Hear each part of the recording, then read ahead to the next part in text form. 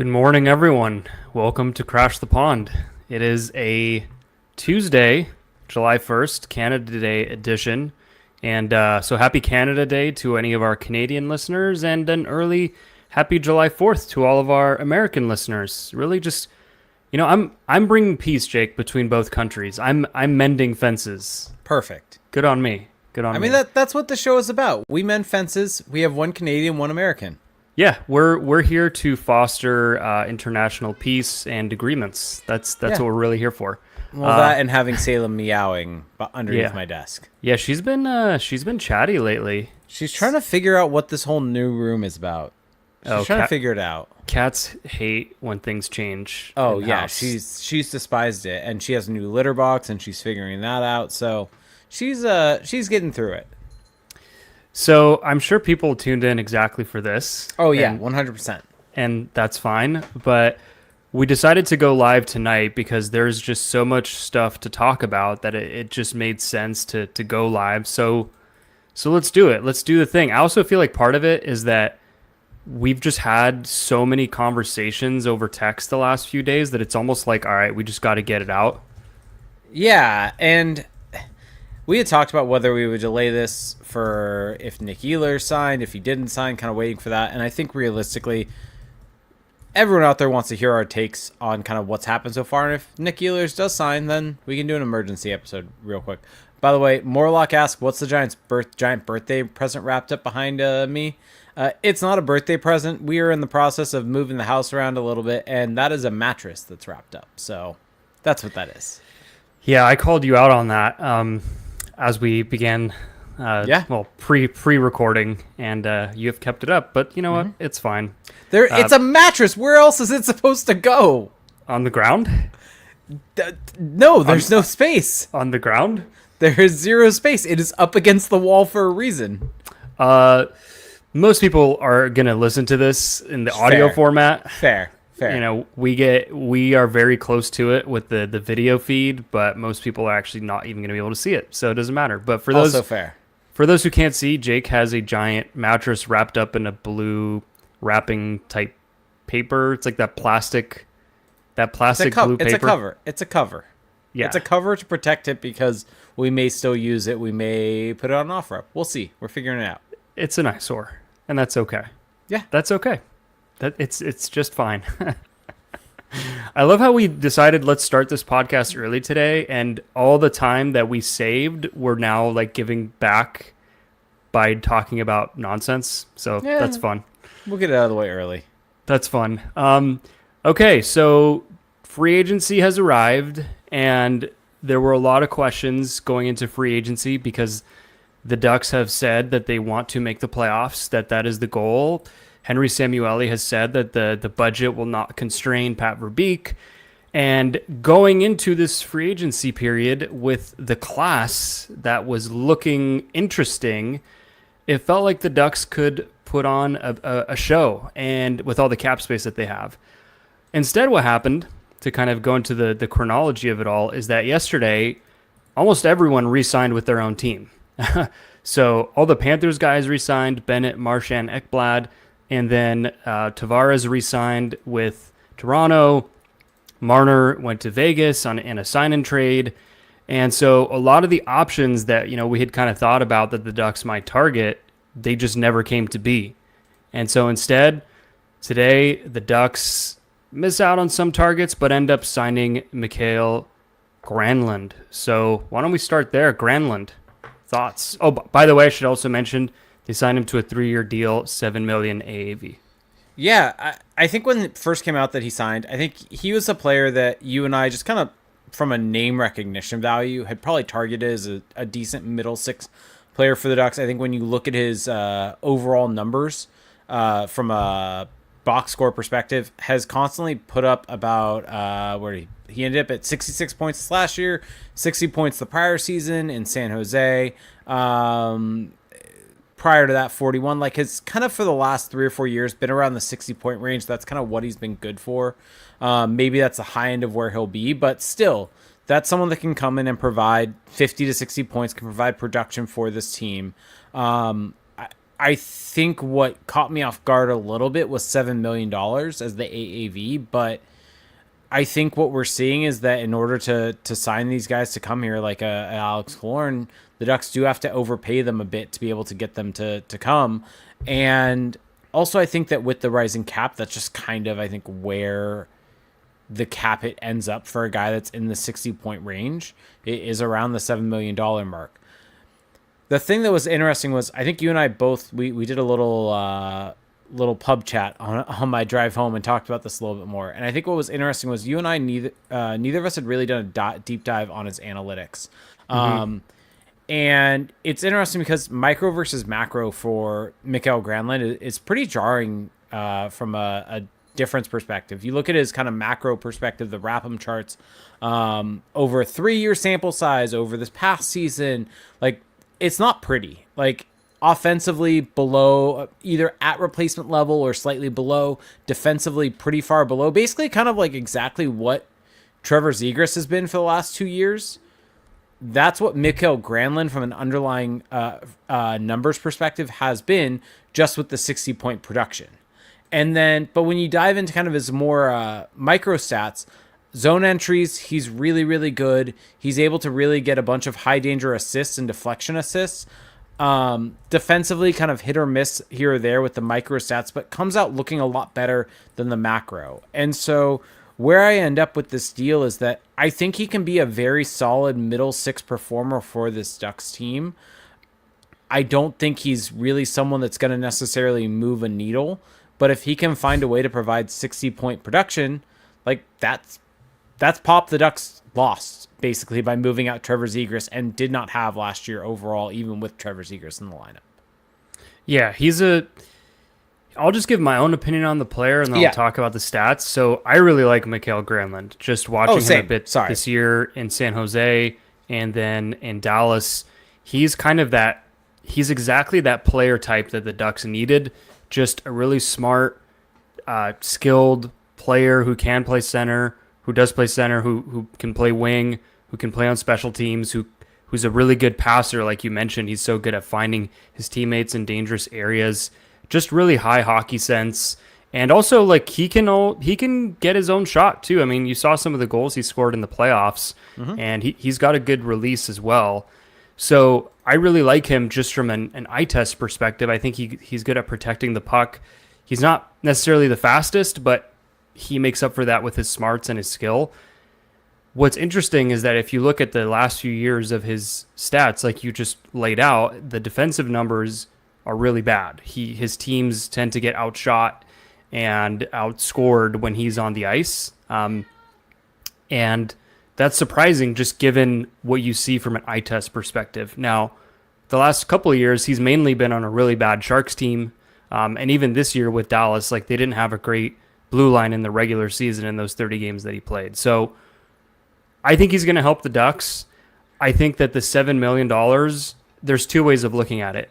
One is that it is a little rich for his age, given that he's 33 and given those underlying numbers that you talked about. But he just put up back-to-back 60-point seasons. I mean, in 3 of the last 4 seasons, he has 60-plus points. So $7 million for that point production, it's about right. I mean, Evolving Hockey had him projected at 5 years, 7.1. And so I think that it might look rich, but it's pretty much fair value based on what he could have gotten. And so for me, at the age, 3 years is just right. I think 4 or 5 would have been problematic. Ideally, it would have been, let's say 2, but you got to give to take. And so 3x7 to me is a fine contract. And like you said, he's not going to be the needle mover. He's not. This one deal doesn't change the outlook dramatically for next season, but I do think it is a positive step regardless. Yeah, I think he can come in and be a positive piece for this team.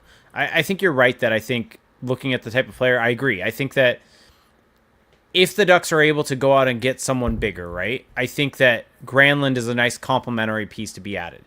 I think the issue is if he is your main target, if he's the main thing that you get over the course of the offseason, then I think that is an issue for this team, because it's just not truly an upgrade for this team overall from a major perspective. I do think he does provide an interesting play style. The fact that I think he can kill some penalties for this team. He can play on the power play. I think that does provide a little bit of an interesting element for this team and provide some depth on that perspective. But one thing I do want to add, that you mentioned his stats on San Jose. The only thing that I would add to that is that those numbers that you see when he was in San Jose, those kind of match when he was in Pittsburgh and when he was in Nashville. And so even though, yes, that was a poor environment, we do have a history of numbers of him being in better environments and the numbers being about the same. He hasn't really put up a good season from an underlying metric perspective since probably being in Minnesota. Yeah, and I think that, I always love having a great read on a player through the eye test, because that's what I tend to trust the most, is like what I've seen. But I have the luxury of doing that with the Ducks, where I get to watch every single game. Yeah. I haven't been able to watch Mikael Granlund for every single game for a couple years. So we kind of have to, like, this time of year, we kind of have to lean on the numbers a little bit more. And when you've posted results that all kind of look similar for multiple years, there's a trend there. And then the question becomes, is that really who he is? Is it an environment thing? But it's something that you can't just ignore. Yeah, especially when there's multiple locations, all with different types of environments, different coaches, different teams, all fairly similar. And Tom Smith in our YouTube chat brings up, I'm curious for this comparison. He mentioned Swedish and he's actually Finnish, but Adam Henrique is comparable. I disagree. Okay. I like Granlund a lot more than Henrique. Okay. Just because he's so much. I mean, you see it in the stats. Like, he's such a better passer. He's such a better playmaker. Okay. And I think playmaker is the better term than passer, because he creates stuff for other people, whereas Henrique is more benefiting from what other people do. And he's good at that. He's a good floater. But I value guys like Mikael Granlund a lot more than Adam Henrique. Yeah. So I think looking at this deal, though, and what it means for the Ducks, I think this year can be the year where it's most beneficial for this team. I think you hit the nail on the head that I think 2 years would have been better. 3 years is probably the limit I would have gone with this from the term perspective. But I do worry a bit how he's going to age, right? Because well, I was making the joke to you. It's not even really a joke, but in our text chain, is that the right term? Whatever. Our text messages. I texted you that isn't this just another Pat Verbeek signing? A guy in his mid-30s to a pretty rich contract who could decline as soon as next season. A guy in his mid-30s that could decline as soon as next season, that's coming off was last season career high for points for him? 66. Coming off a career high in points. He put up 69 points at 24 in Minnesota, but still. Oh, sorry. In 2016-17 at 24 years old, but still. Career high, like highest point total in a long time. And, I mean, there is some concern that when he was in Nashville, he put up 30 points, 27 points at 27 and 28 years old. Put up 41 points between Nashville and Pittsburgh in 22-23. And so there is some cause or some pause there, I think, that you could have over what he's going to be as he ages. And is this going to be, as much as you and I both think that Alex Killorn is a fine enough player, he's not worth the contract that he got. But that was immediately an overpay, though. Like, this isn't an overpay. This is proper value. I think you could argue it's similar. I think that, sure. I mean, maybe you could say that. I think that what I'll disagree on a little bit is that I think that guys like Granlund's a better player. I would agree. Yes. First off, Granlund's a better player. Like, he's had, it's not just that he had 66 points this year. He had 60 the year before. He had 64 2 years prior to that. Like, he's had a better run of production more consistently than Killorn did.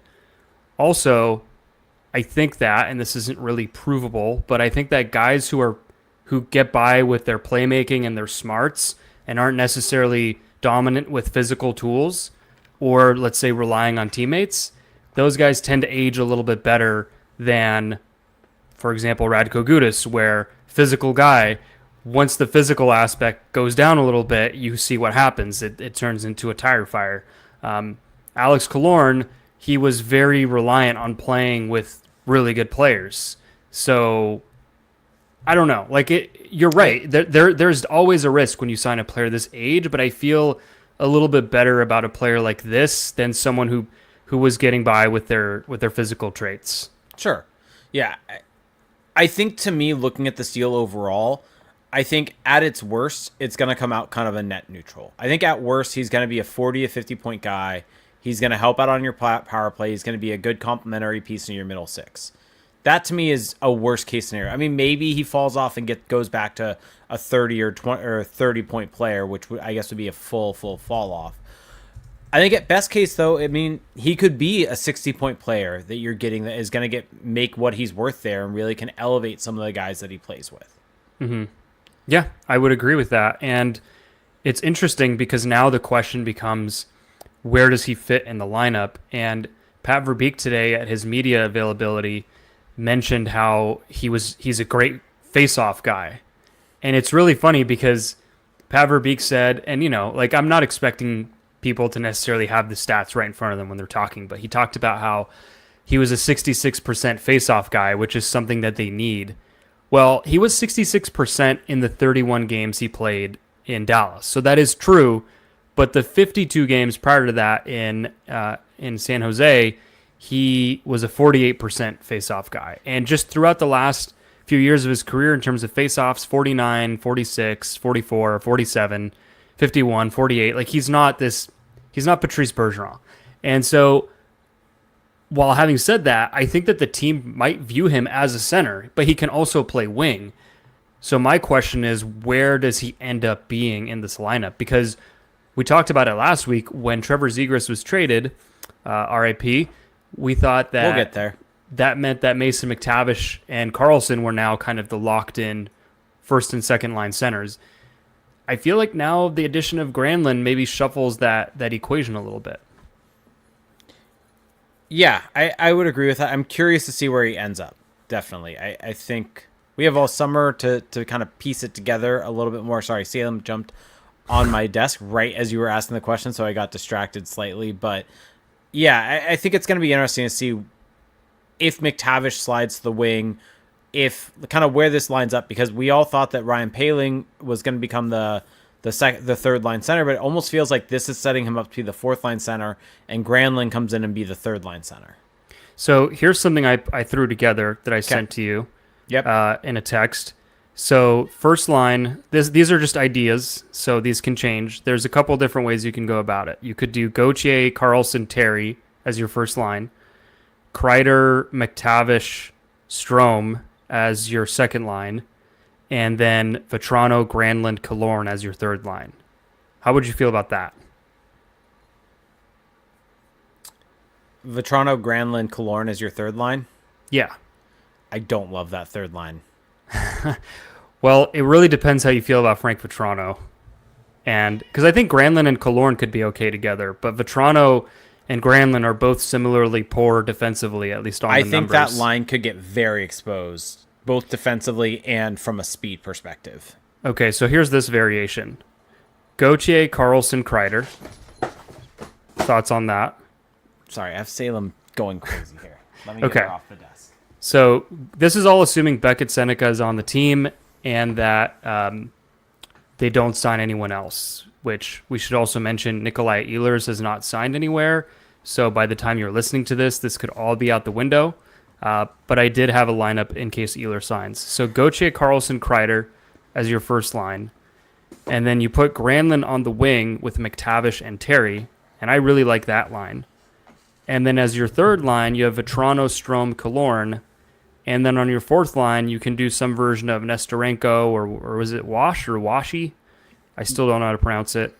And then Poehling down the middle with Colangelo. So I like that fourth line. Yeah, I like that top. I like that top six. I think that's kind of like your six best offensive players. Like that's where you want them.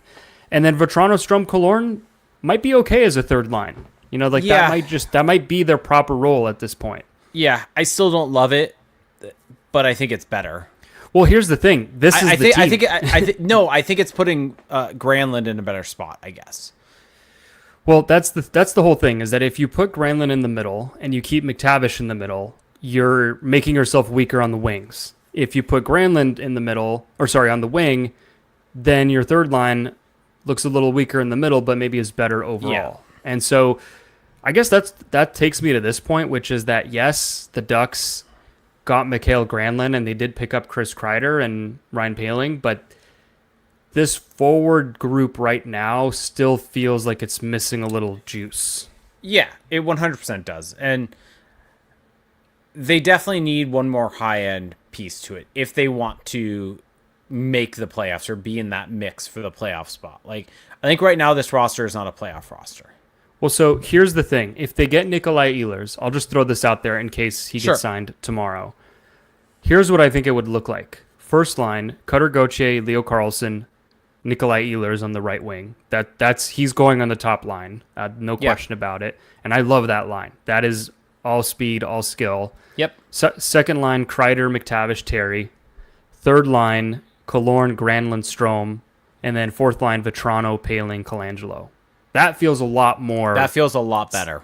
That one extra piece just really brings it all together, because it pushes some guys down. It takes some guys to the side where they'll be in better roles. So I guess this lineup feels a little incomplete. But if this is it, I think the Ducks it's gonna be tough to really make the playoffs. Yeah, and I think, just for everyone out there, from what we've heard, I think it's unlikely that they get Nikolai Ehlers. They're in the mix from what everyone's saying. It sounds like all the other teams are clear playoff teams. Yeah. So, but he seems to want to be promised a first line spot. That seems to be the thing he wants. sure. And the Ducks can definitely give him that. Yeah. They can also overpay him. They can give him whatever he wants. They can give him 10 mil and 20 minutes of ice time. So, let me ask you this. This is something you and I talked about on when I was driving home. But what do you make of the kind of where this team is at right now? We still need to get to the Gibson trade, but from a skater perspective, the fact that they've removed Trevor Zegras, they've added Ryan Poehling, they've added Mikael Granlund. Do you think this team is better right now than they were if they just hadn't moved Zegras and they would have just left Trevor Zegras on the team, not gotten Ryan Poehling, maybe signed someone off the free agent hop instead, and then not gotten Mikael Granlund because they had Trevor Zegras?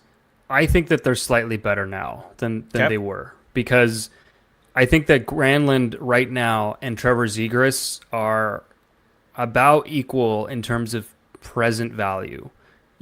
Trevor Zegras could take a huge step next year in Philly. He could also take a huge step, but that huge step might just be him getting back to what he was, which was 60 points and kind of a bit hit or miss at 5-on-5. And that's probably what Granlund is going to be next year, in that range. So Granlund has a higher floor. And then Ryan Poehling is an upgrade on the fourth line. Isaac Lundestrom is now a Blue Jacket, which is interesting. Wild. So you've added Poehling, and then Kreider is also an upgrade in the top six. So are they a hugely improved team? Definitely not.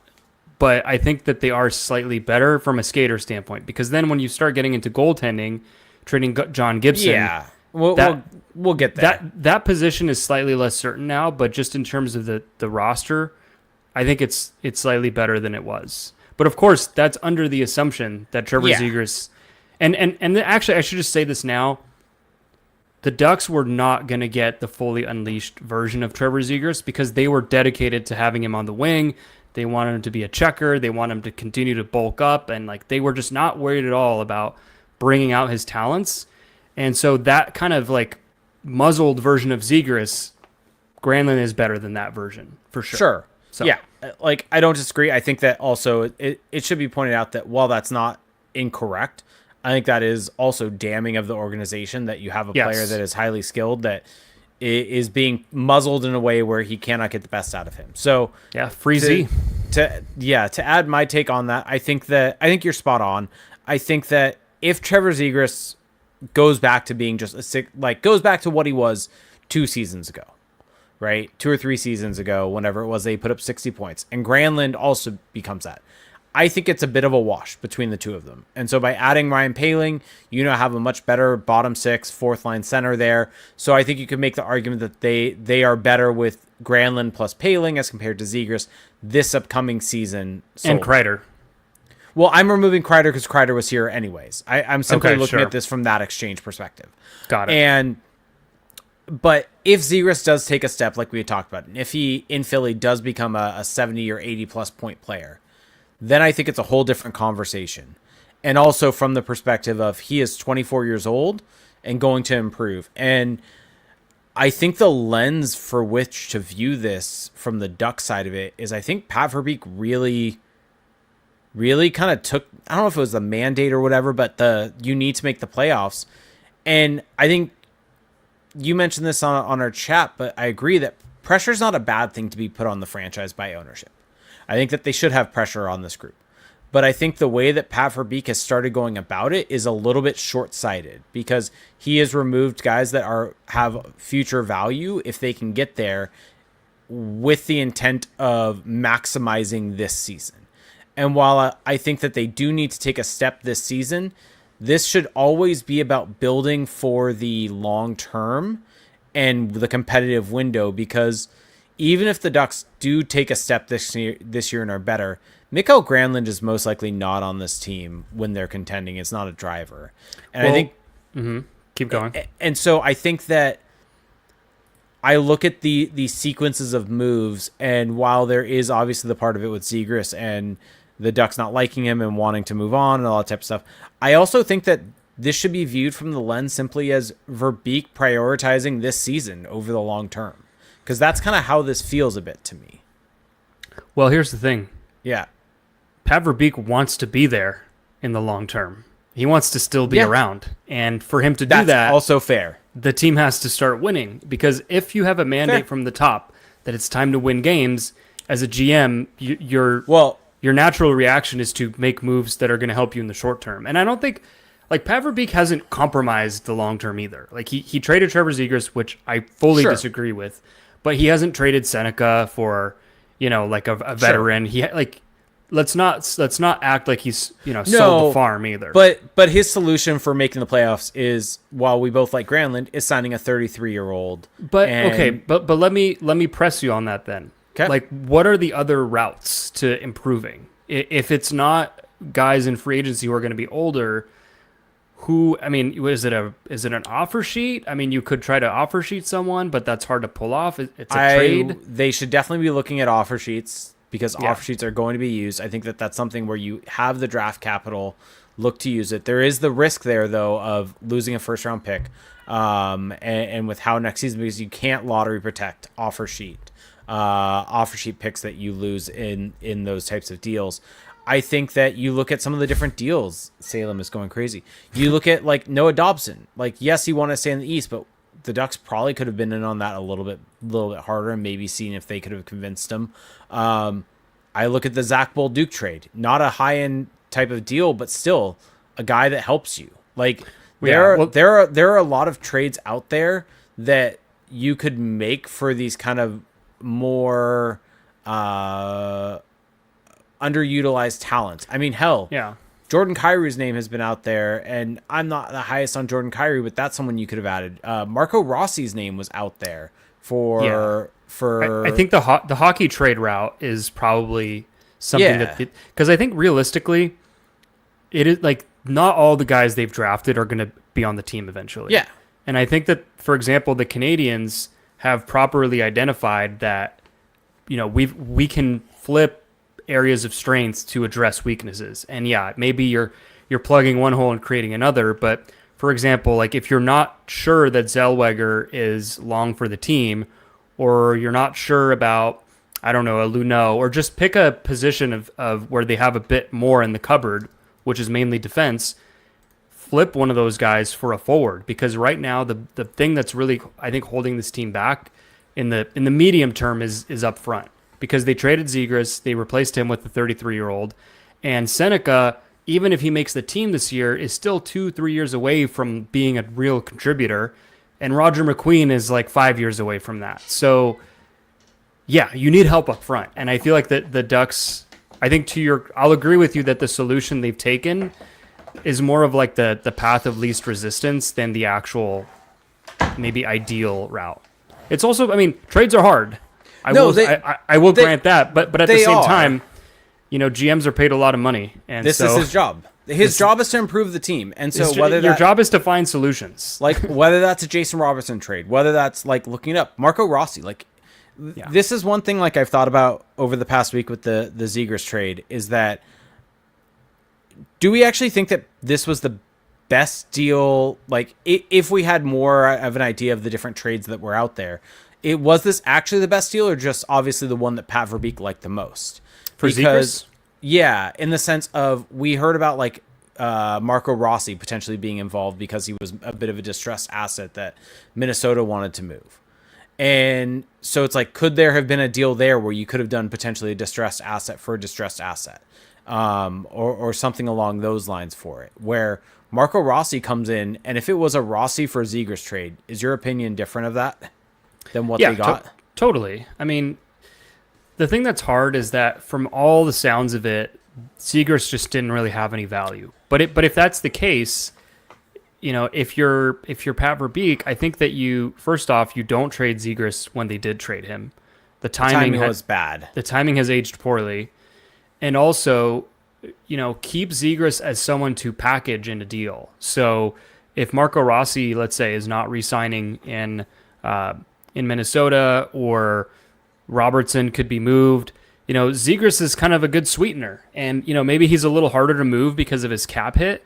But I think that he's more valuable as part of a package than he was. I mean, clearly he'd be more valuable in a package than he was just like straight up. His standalone value was not very high. Well, now we're sifting back to this, but his standalone value was not high also because free agency hadn't even opened. I mean, we that's the other thing. Like people talk about free agency. What should the Ducks have done?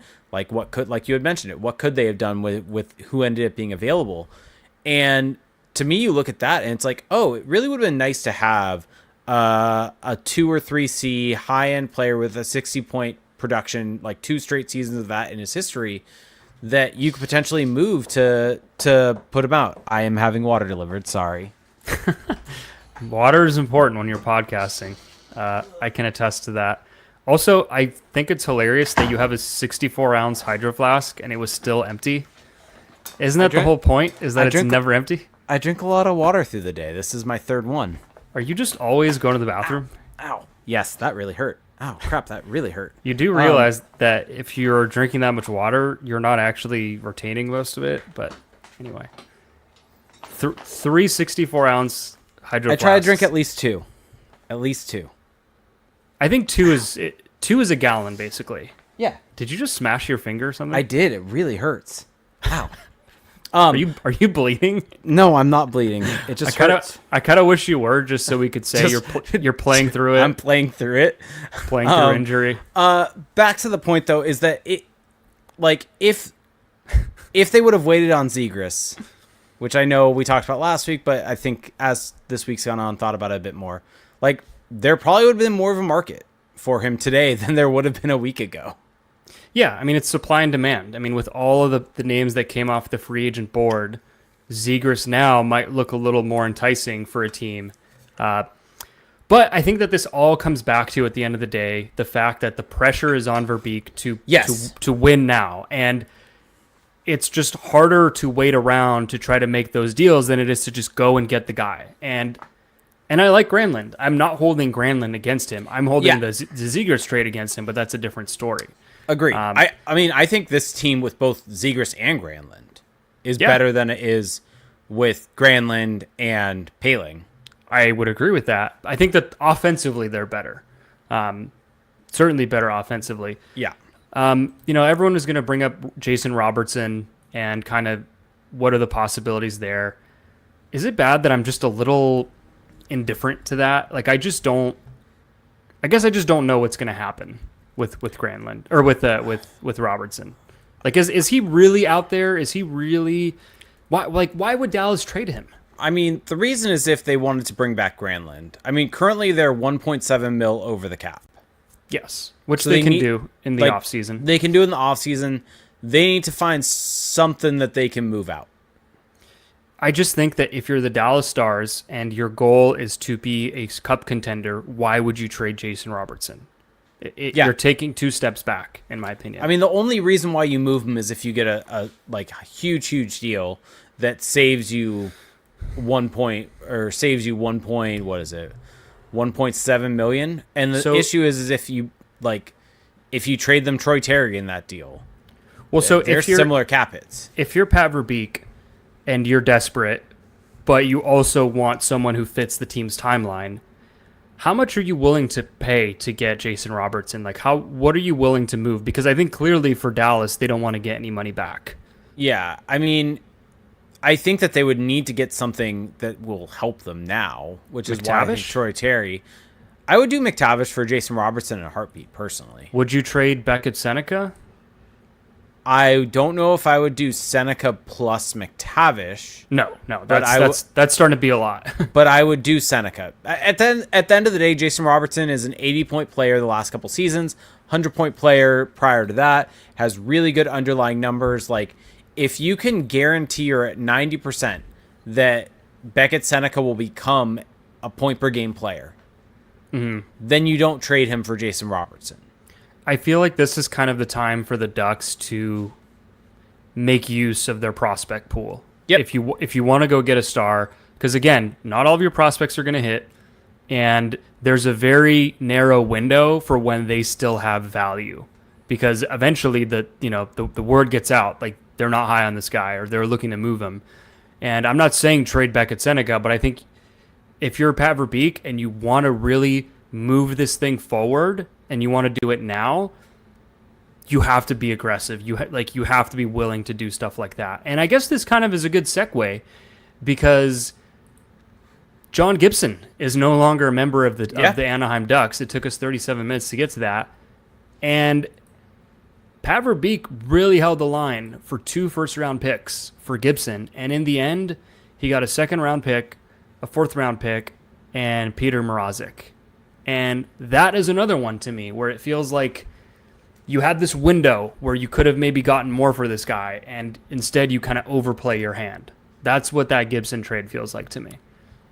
Yeah, it feels like that, and it also feels like, I think Elliot Friedman mentioned this on the 32 Thoughts podcast, but with Pat Verbeek, if you want him to retain on a player, you're really going to have to pay an exorbitant amount where it becomes basically a no-go. And is he overvaluing the retention in terms of Verbeek? For a guy that is willing to eat all of the Rangers cap space for them, and also take on the Red Wings cap space for them in Ville Husso, which also we should get to Ville Husso. For a guy that's willing to take on bad contracts from other teams, it's really interesting that he's not willing to retain unless it's like an exorbitant sum that he's getting. Yeah, it's not worth a first-round pick to retain on Gibson for 2 years. No. It's just not. Here's the thing with the Gibson trade. I don't think that this was a great return, but there's 2 factors to consider. One is the player wanted to leave. John Gibson didn't want to be a Duck anymore. And I think that on some level, you do have to honor that as a GM. Like, if the guy has not been wanting to be there for a couple of years now, at some point, the rubber's got to meet the road. Secondly, I just don't know how much teams really viewed his last season as, how did they view his last season? Because the 5 or 6 seasons prior to that, John Gibson has struggled. John Gibson has come out hot and then really tailed off in the second half. Part of that is the teams he's been on, for sure. Mm-hmm.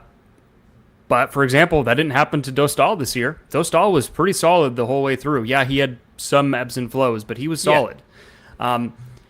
So I wonder if teams kind of looked at it and said, yeah, we like John Gibson. We think that there's a good goalie there, but I'm not willing to bet 2 first-round picks or a first-round pick and a great prospect that all of a sudden he's going to revert to being an above-average 60-game starter. Like, that just seems like a big ask for any team to do. If I were the other GM, I would never pay that much for him, because it's like you're telling me that all of a sudden he's worthy of you asking that price after one decent season where he was also hurt for parts of it. Like, it's just, I just don't think he had that much value. And that's been an unpopular take amongst our different chats and group messages, but that's my take. Well, I don't think you're wrong. My whole view of that has always been, well, if that's the case, you don't have to move him. And you're not wrong there. And, like, you're right that if he's wanting to move, like, yes, you do want to try to honor that. But also, like, he did sign the contract with the team. And so, like, there is both sides of that. And so, while I get it that you do want to, like, try to move him here if you can, if it makes sense, things like that. On the flip side of that, if that value is not great, then you don't have to move him. Like, the other part of this is that, like, the Ducks are trying to make the playoffs. They've said that multiple times. Like, yes. Is a Dostal-Mrazek goaltending duo better than Dostal Gibson? Well, based on recent history, no. Yeah, exactly. But it could be that Gibson falls back down to where he was last season, and Mrazek is capable of having good seasons. Like, I don't think he's a bad goalie. He's just kind of up and down. Agreed. And my point, which is why he's a backup. my point in saying that, though, is that like a Gibson Dostal tandem is better than a Gibson Mrazek tandem, and so within the net for the 30 some odd games that Mrazek is going to play, they downgraded, and they got a second and a fourth round pick. I think the other way that this needs to be viewed, though, and this is realistically what this trade was for me, was getting cap space for the Ducks. Yes. And so that is the part we haven't talked about. Mrazek has, a $5.6 million cap hit for this upcoming season, whereas Gibson's at 6.4. I think the difference is like 1.1, 1.2, something like that between them. So the Ducks save about a little over $1 million. He's 4.2 this season. Oh, 4.2. Sorry. So it's 2.2. 2.2. Mm-hmm. Save a little over 2.2. It doesn't seem like the Ducks are going to be spending up to the cap, so it's not as if that's really going to matter for this upcoming season. But then they save the year after that. The year after that's the big one, because Mrazek's contract is up after that this upcoming season, and then John Gibson still has another year at 6.4, right? Is that where it's at? I'm going fully off memory here. Yes. Another year at 6.4, and so the Ducks fully open up that $6.4 million cap hit for that year. So if this is the big if for me with this deal, if in the 2026 offseason they spend to the cap, then this deal makes sense to me. Yes. Because you are freeing up $6.5 million of cap space over that summer. Well, what do you think that, because Cutter Gauthier and Leo Carlsson are both RFAs that summer, what do you think that they are going to get from this team? Because I feel like they are going to buck the trend of the bridge deal. I have no clue. Like 8 by 10 for Carlsson? My faith... Well, or I guess it'd be 7 by 10, yeah. Yeah, it can't be 8. Yeah, 7 by 10. My faith in Verbeek is low. So yeah, but it's Leo. I mean, he is the franchise. He is the guy that they're pinning all their hopes on. I just don't see him getting a bridge deal. Gauthier maybe, but they seem to really like him, and he is a Verbeek guy. So yeah, I think that the Gibson deal. I don't want to say that this was always how it was going to end, but it just ended kind of messy. Also, I think that what's interesting is I think I read a comment that Gibson made to the Detroit media that it was a little tough at times, maybe sharing the net with Dostal. And I think John Gibson really wants to be a starter somewhere. And well, yeah, that was largely reported at the trade deadline that he didn't really want to go to Edmonton because he didn't want to have to share the net. And I do think that what that speaks to is that for a goalie, you really want to know what your role is. And that's why I think it's really hard to be in a tandem, because you want that predictability. You want that consistency. You want to know how to map out your routine. You want to know when to schedule your drills with your goalie coaches. And so now for Lukas Dostal, he can be that unquestioned starter and just be done with the whole, he has a great start, then Gibson comes back, and all of a sudden he's more so the backup. I think that this will really benefit Dostal. I have confidence that Dostal can be a 55-plus game guy and be solid enough. And then I think they can cobble together decent backup goaltending between Mrazek and potentially Husso, who we haven't talked about. who they signed to a 2-year I mean, deal. Yeah, they signed to a 2-year deal for $2 million. We'll get to It's a theory on that. It's basically their backup for 2 seasons from now. Yes, and I think that they gave him, I'll just say it now, someone mentioned it in Discord. I'm spacing on who it was. May have been James in Discord, so I'll give him a shout if it wasn't. Sorry. Waiver proofing him? Yep. Yeah. I don't think it's a bad idea. I think it's smart. Like, what team wants a guy who was in the AHL for $2 million? Yeah, and the thing is, there will still be a cap hit for him of about $1 million. The Ducks aren't going to be spending to the cap this season, so as much They just as people hit the cap floor. as much as people wanted to say that trading Zegras cleared out the cap space for this season, That aged like milk. That is not the case. I am curious to put a positive spin on this. Peter Budaj last year was his first year, right, with the Ducks as their goaltending consultant, and really seemed to work really, really well with both Dostal and Gibson, with helping Gibson bounce back. I'm curious to see what Peter Mrazek, what he can do with him, and what he can also do with Ville Husso with a bit more time. It's funny because remember when Mrazek had like a couple really good games against the Ducks last year? Oh, in Chicago, right? Remember that game? That was one of those games we watched in the beginning of the season where we were still believing in that team. Yep. And they outshot the Hawks, but just couldn't get one past Mrazek. It's so funny because Dostal and Gibson last year were both super conservative, staying in their net, kind of playing the percentages type goalies. Even for a smaller goalie like Dostal, he doesn't really come out of his net a ton. Whereas Mrazek is the complete opposite. He is super aggressive. And I'm curious if Budaj and Sudsy are going to try to maybe work a little magic on him to stop flying around out there. So that'll be interesting. Yeah. That'll be interesting. Yep. But yeah, Husso I'm fine with. Like, seemed like a solid enough player. Like, will probably be a decent backup in 2 years. I think if you're someone that's a goals fan, I think it brings stability to their net as Sukanek starts to figure it out a bit more after missing a whole season. One thing I didn't want to bring up as we shift away from that topic, qualifying offers. So Isaac Lundestrom is now with another team. Yep. And Brett Leeson was not qualified. So the reworking of the bottom 6 continues. And it makes sense now seeing Colangelo.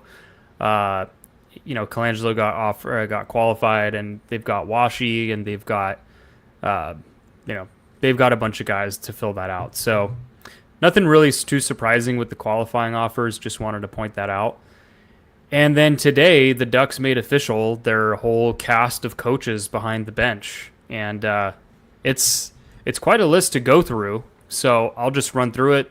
They made the Jay Woodcroft hiring official, and I don't know if we've actually talked about that on this podcast, now that I think about it. It may have been on a Patreon. So Jay Woodcroft is now an assistant coach with the Ducks. He's going to run the power play.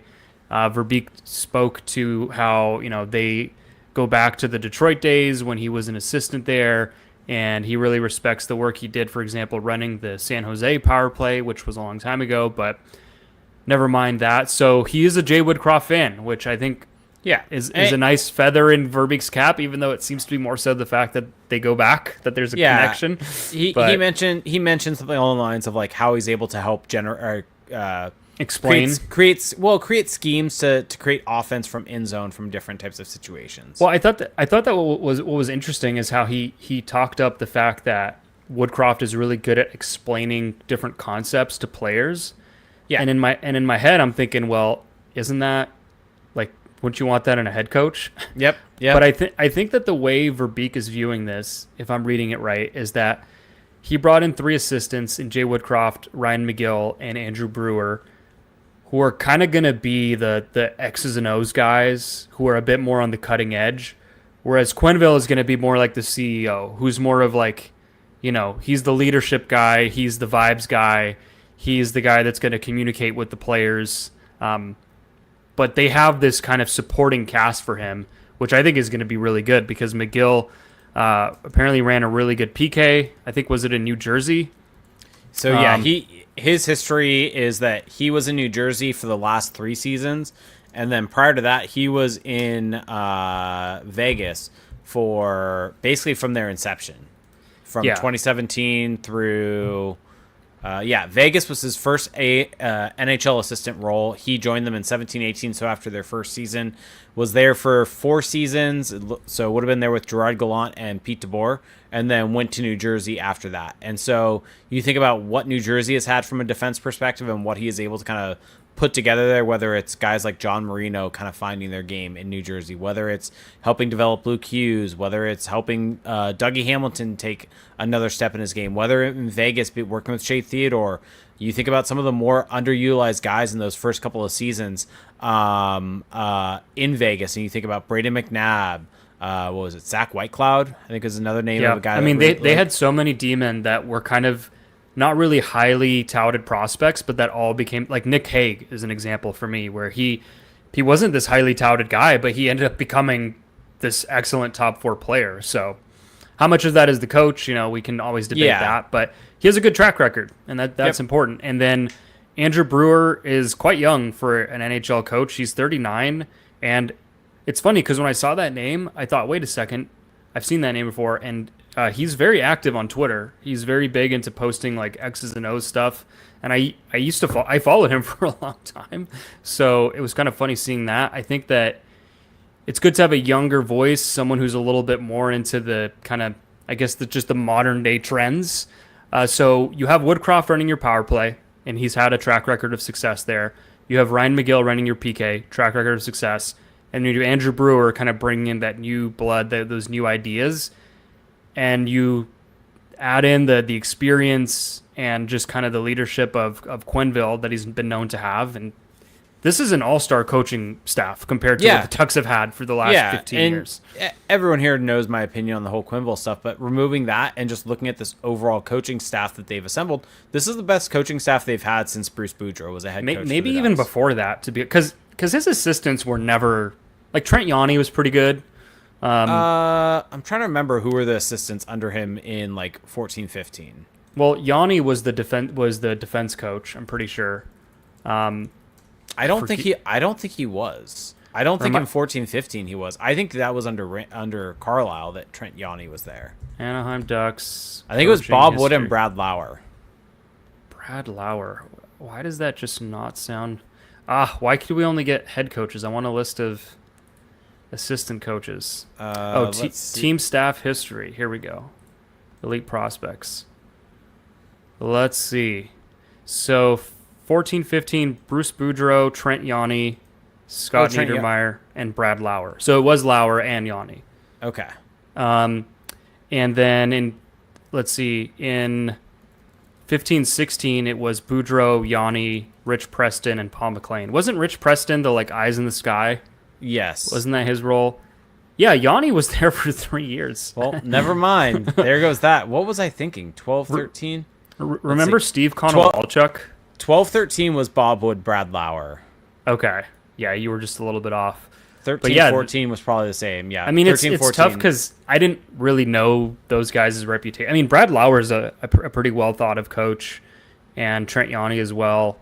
But yeah, I mean, if you look at after that, I mean, Marty Wilford, Mark Morrison, Jeff Ward, Newell Brown, Brent. I mean, it's been tough. It's been tough. And now, granted, the roster got a lot worse during that time, and so maybe that's part of it. I'm sure those guys tried really hard, but this is a really good group of coaches. I'm very excited to see what they'll do, and that's why, even though the Ducks roster is not looking too improved, I think that with the better coaching, with some improvement from the youngsters and a little bit improvement on the fringes, I think they're going to be a competitive team next season. I don't know necessarily how many points that adds up to, but I think that they will compete. They're not. I don't think they're going to be a doormat necessarily. Yep. Okay. Oh, also of note, they announced that not Mike Babcock, like the one that was the Duck head coach, but actually his son was announced as the assistant coach in San Diego, and Dave Manson, Josh Manson's dad, who was an assistant for Jay Woodcroft in Edmonton, and I think was a head coach in Bakersfield, or maybe an assistant coach with Woodcroft in Bakersfield. So has a history of being in the AHL developing defensemen. Is it me, or does the San Diego coaching staff change like every 2 years, or am I going crazy with that? Feels like it changed somewhat regularly, or maybe that's just the reality of the AHL. Who was it before Matt McIlvaine? Why am I spacing? Well, Joel Bouchard. But or who was there? Well, there was Bouchard, and then there was Kevin Dineen. Was Dineen Kevin before Dineen. Bouchard? I think Dineen was before Bouchard. Yeah, because Dineen was just there like a year. I'm pretty sure. And yeah, yeah. So anyway, maybe it's just a common thing in the AHL, but they have some turnover.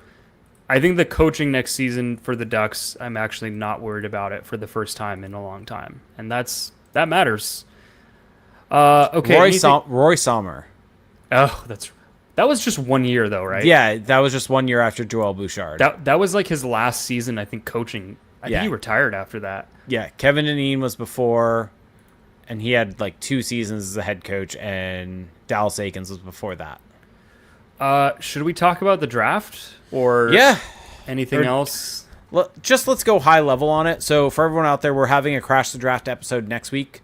So we'll kind of keep a high level here. So I'm not going to talk about Brady Turco.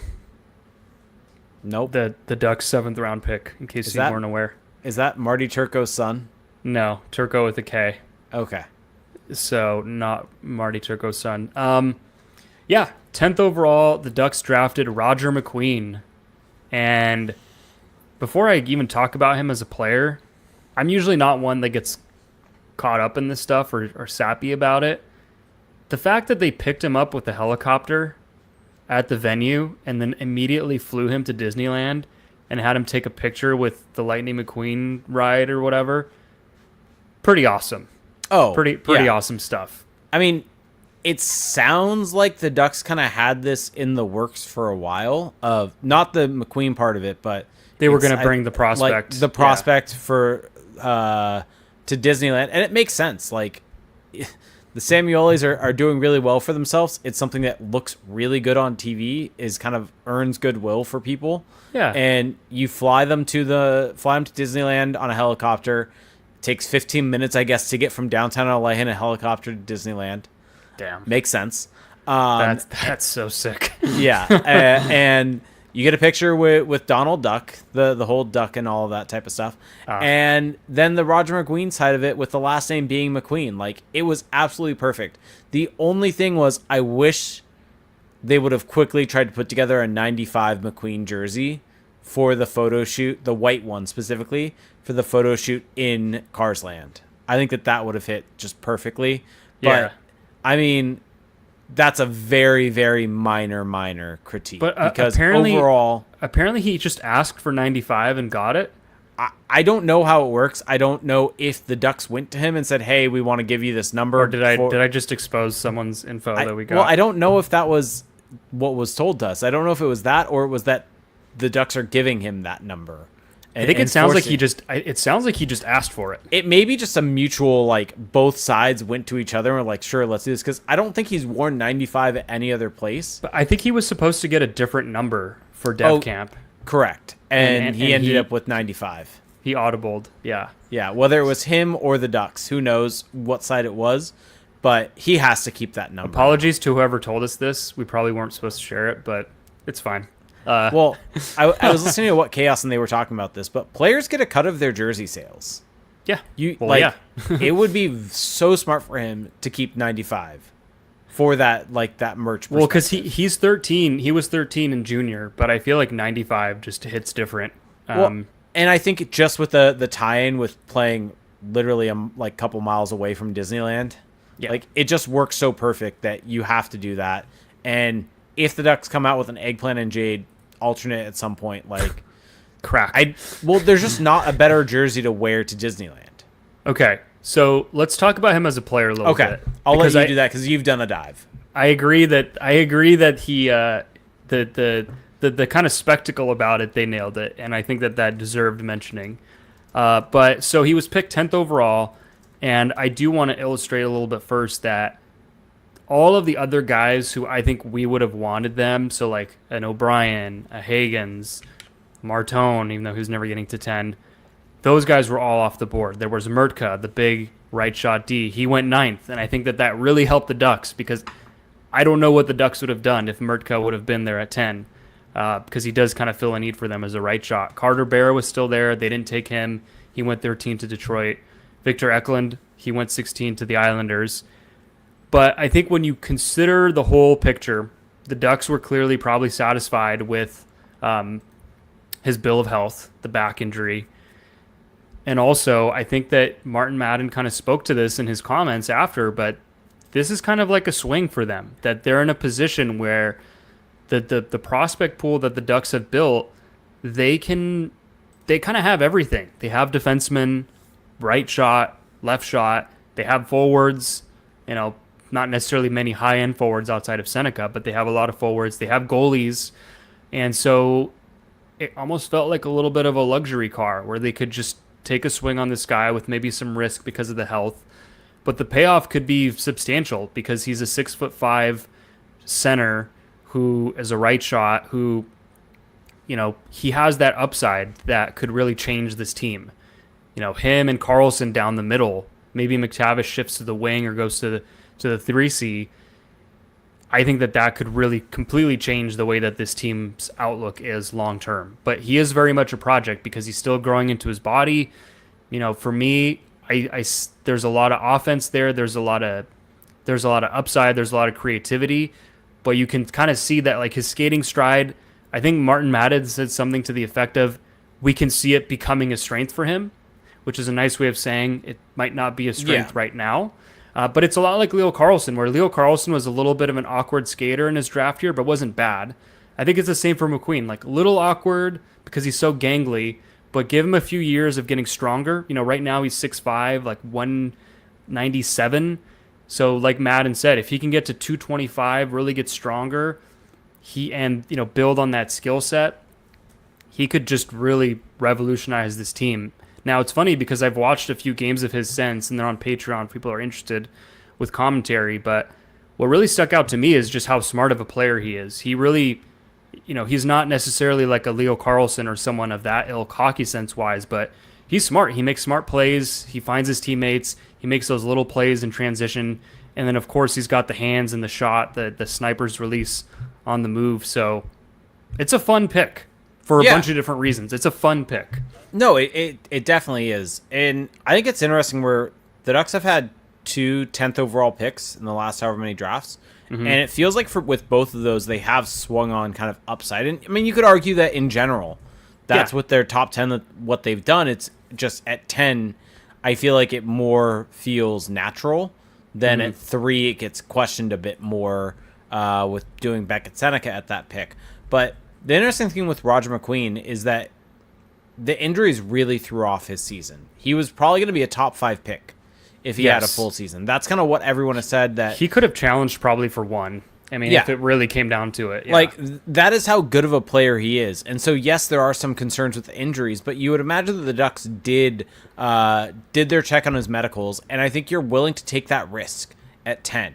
Maybe you're not at 5, 6, 7, which is why teams passed on him at that point, but you take that bet at 10 easily every year. And that's the thing. At 10, it's a totally different conversation than at 6 or 7. Yes. And I know I just repeated what you just said, but I totally agree. Yeah. And so I would imagine the Ducks probably had medicals given to them, that type of stuff, to be able to see. And it sounds like he's recovered fine. It's not as big of a deal now as it was then, but there is a risk. Yeah, you always got to be careful because, I think at the Combine it came out that, actually it was like some sort of fracture. And it was a misdiagnosis, right? He was misdiagnosed with like a hernia or something early on. And I think you just got to be careful with that stuff because that's what we heard about Caden Lindstrom last year about how, actually the back is fine.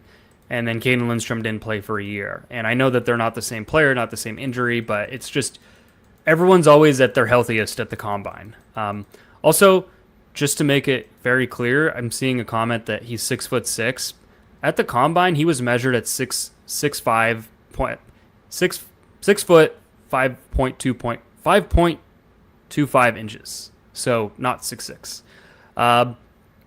So there's definitely a risk there. There's a risk that the back thing is real, that he never even cracks the NHL, and that is the risk you take. But if you look at who else they could have picked at 10th overall, there really wasn't anyone that I think had the same level of true upside. And Carter Bear is someone that I really liked, but he had a lacerated Achilles tendon this year. Like, it's not like he didn't have his question marks either. And then you have Victor Eklund, who I think we both really liked, but he doesn't have the same upside as a Roger McQueen. So I really like the pick. Just I like the mentality behind it. Is like, why not go bold?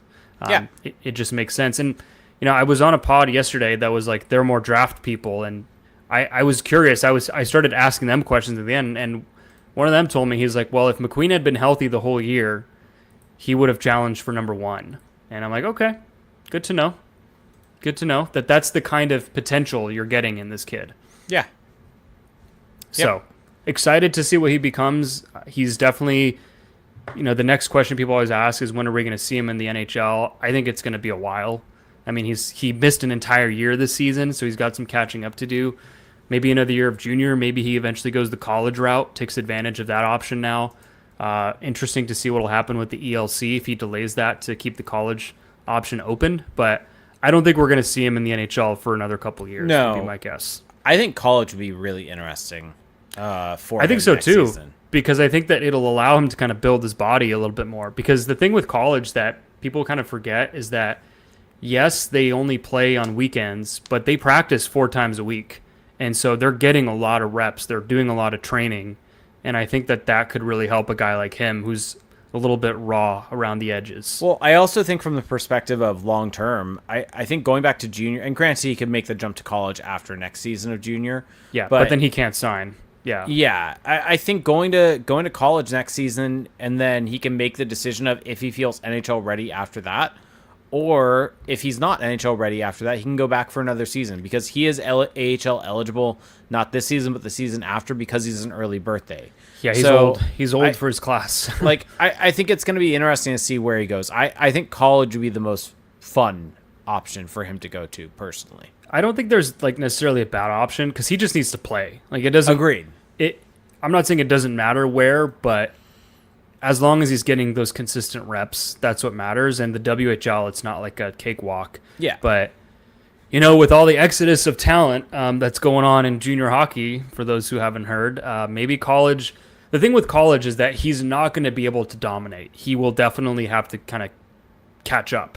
And maybe that's not what you want coming off injury. You want him to kind of get his confidence going a little bit too. Although on the flip side of that, you may want him, because he is an older player that is more physically mature, to play against guys that are more physically matured and not dominate against younger players. That to me is the argument for him playing in college, is that because he is someone that, being more physically mature, and especially if there is, not necessarily an exodus out of junior hockey, but if a lot of star talent's leaving. A lot of star talent is leaving, you're basically just bullying the younger talent in the CHL. The CHL is going to get a lot younger because of the new agreement.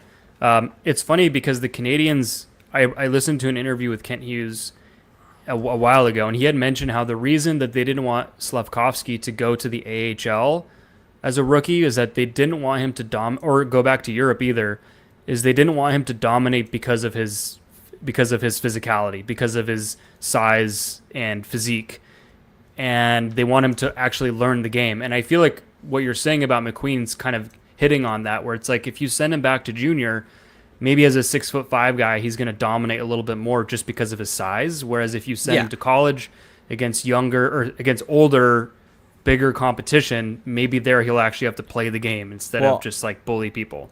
I think back, and this is not me making this comparison for everyone out there. I'm not saying this. I want to hear it. I am not saying this is the type of player he is. For everyone out there that is going to scream at the top of their lungs. But you look at Nick Ritchie when he went back to junior and how he just absolutely dominated because he was bigger than everyone else. Yeah. How much did he actually gain from doing that? Yeah. I think junior hockey is definitely better now, so it's not quite like that anymore. And also, what's interesting with McQueen is he doesn't necessarily dominate with his size. It helps, but he's a finesse player. But yeah, I think college would be a really fascinating route for him. And also, selfishly, if he goes to college, I'll be able to watch him because Yeah. A lot of the college games are on ESPN Plus. So I'm cheering for that now. So got clarification. Yeah, Roger McQueen asked for it.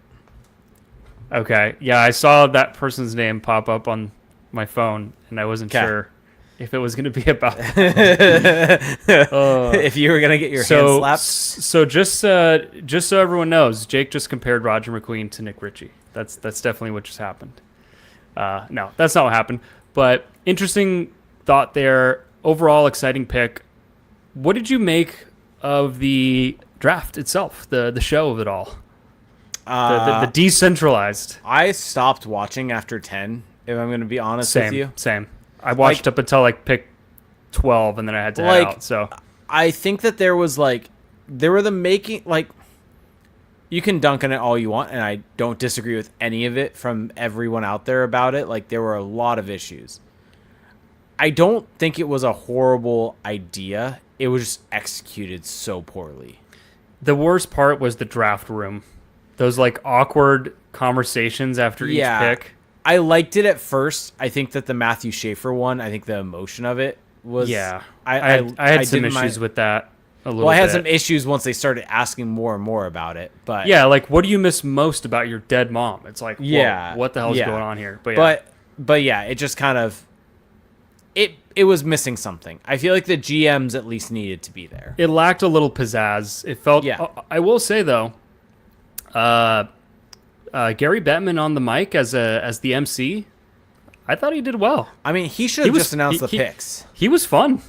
That would have been the streamline. The pick announcements were brutal. I think I actually hated the pick announcements more. Oh, that's what took all the time. Yeah, they had Shea Weber on the golf course using bootleg internet. They had that football player for Philly. They also awkwardly had Lou Dort and press the button for the trade for the Canadians, when it was their turn to pick. But then he didn't actually say anything. They just introduced him. It's hey, here's Lou Dort of the Oklahoma City Thunder. And then he didn't actually say anything. So yeah, I think the guest aspect was very bizarre.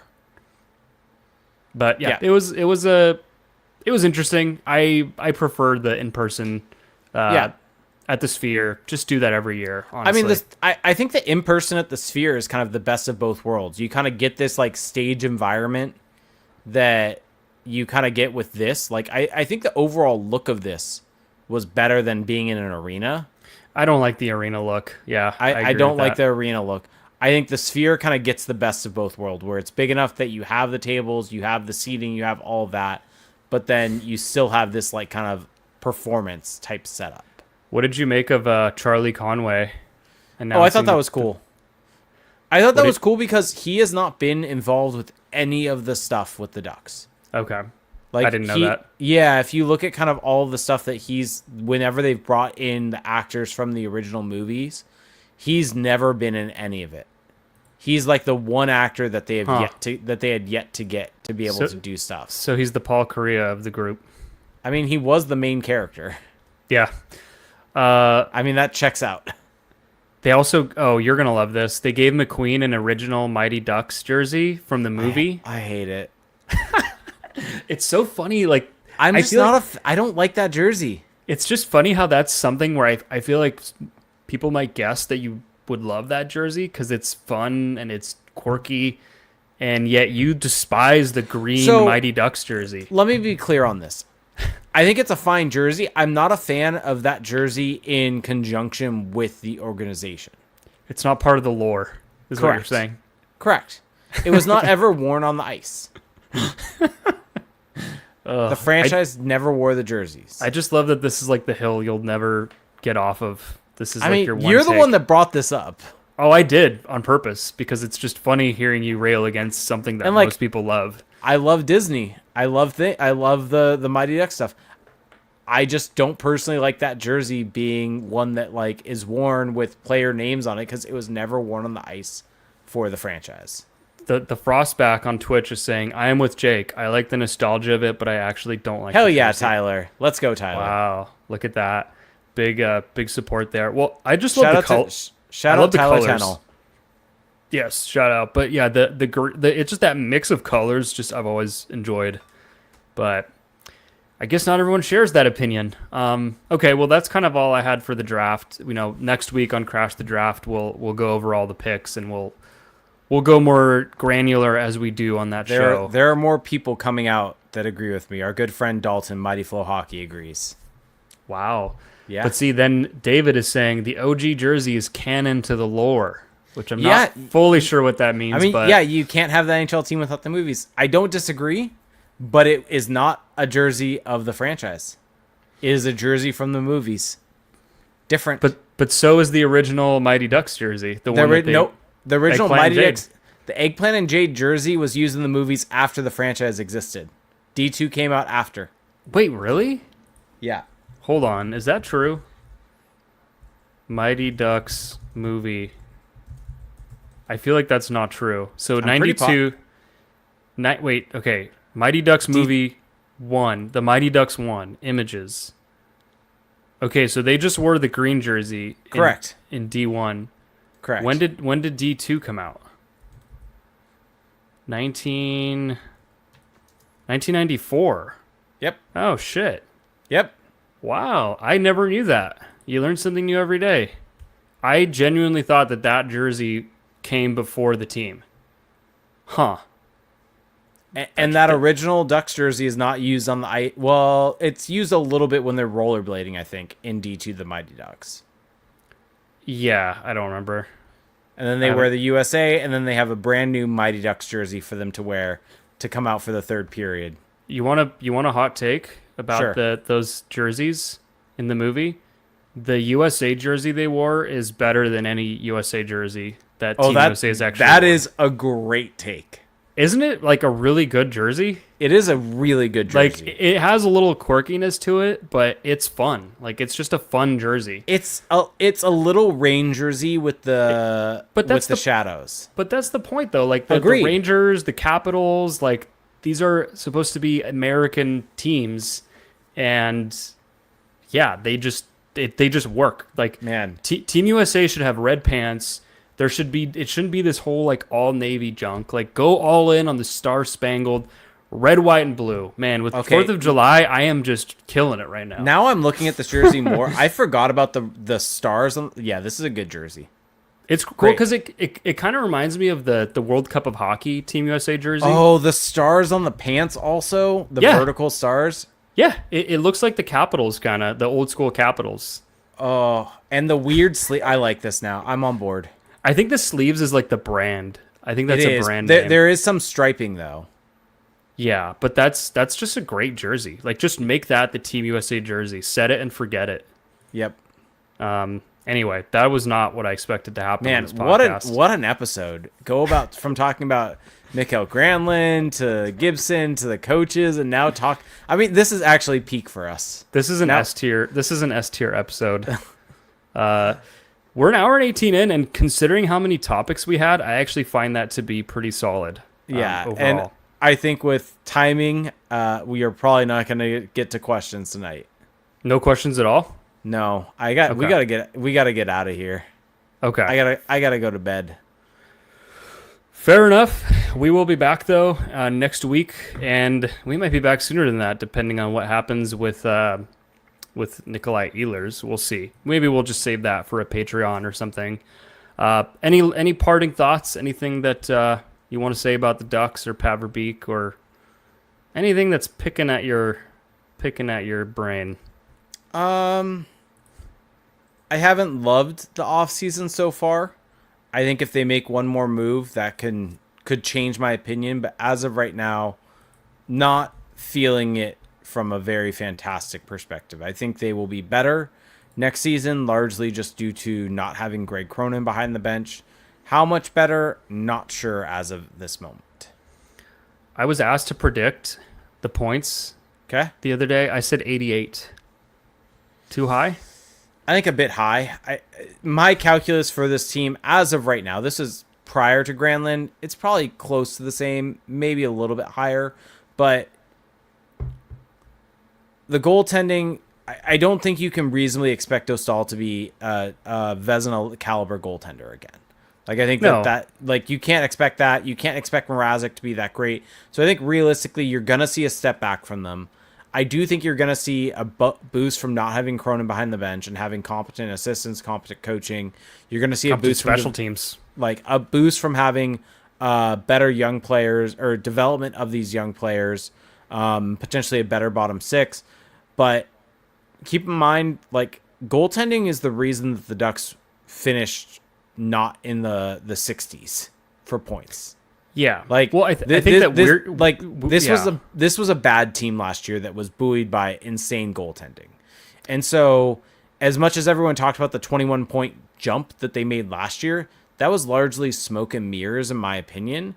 I think that what we could see this year is the equivalent of that 21-point jump, just with not as great goaltending, more sustainable. Correct. Yeah, I think that that's kind of what's going to happen is that they're going to have similar points. I'm predicting a little bit more, but the distribution of like why those points were achieved will be different. Yeah, I think the team will be better. The goaltending won't need to be as good, but they're just kind of lacking that top talent to really take a big step. The framing around that at the end of next season, I think, is going to be fascinating, because I think if they finish with the same amount of points, but the process is so much better, I think it's going to be fascinating.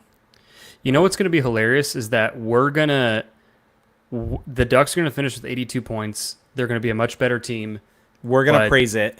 We're going to be praising them, and then everyone's going to be telling us how we're way too high on the team. Whereas last season, everyone was saying that we were way too low on the team. That this was a team that had playoff aspirations, and they failed to... Yeah.